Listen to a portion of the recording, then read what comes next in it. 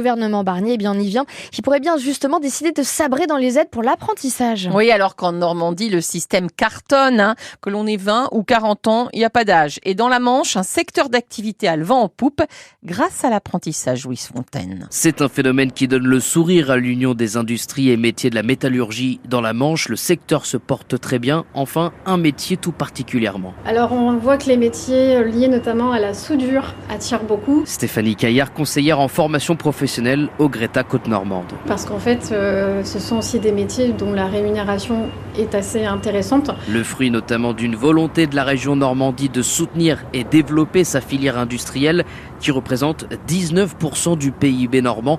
Caroline Lescoublé, l'une des coordinatrices pédagogiques. Oui. On peut même parler de partenariat avec la région et puis même les grandes entreprises locales, là où il y a eu un partenariat de réaliser, par exemple sur l'action soudage, où on va travailler avec plusieurs entreprises. Et donc dans la Manche, les gros employeurs en profitent aussi, affirme Céline Poincelet, également coordinatrice au Greta. Il y a CMN, Naval Group, EDF, Orano.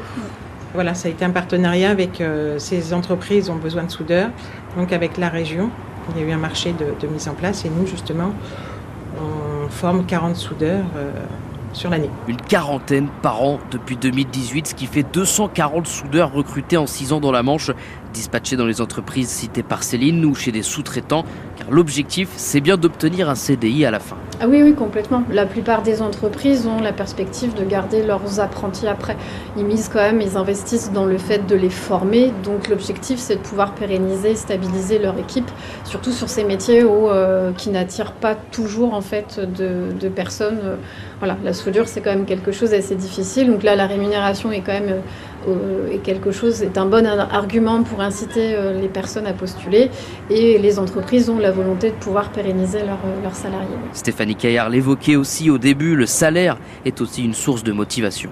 Oui, alors pour les adultes de plus de 26 ans, on va être sur du 100% SMIC, donc effectivement c'est un argument qui n'est pas négligeable, mais aussi pour les plus jeunes, le fait de pouvoir avoir une rémunération est d'autant plus motivante.